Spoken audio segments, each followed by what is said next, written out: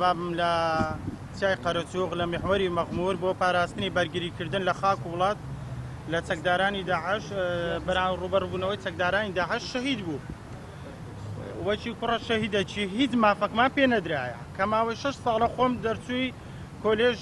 کۆلێژم و کە ماوەی 2 ساڵە لە لێژنەوەی شەهیدان لە پەرلەمانی کوردستان کتابمان لۆ کرایە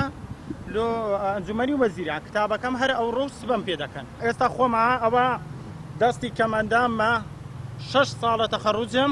حکومەت هیچی نەکرد. یعنی معقول نییە بابی من شەهید بووە هاوپیشەکانی وی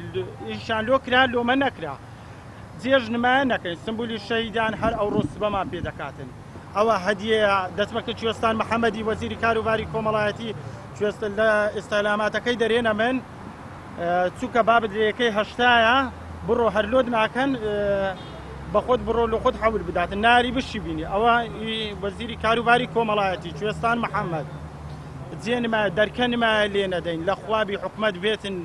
ئەوەی شەهیدانە بەخۆی بکاتن حکومەت بێتن عایلەی شەهیدی ڕسوان نەبیتن بێتە سەجادەی بابی من دیفاعی لەو خاکەی کرد لەو وڵاتەی کرد بەس مار و مدارەکەی ڕیسوا بوون مار و مدارەکەی کەرامەتیان شکا. ئێستا لۆ حکومەتی زۆر حەی بە ئەمر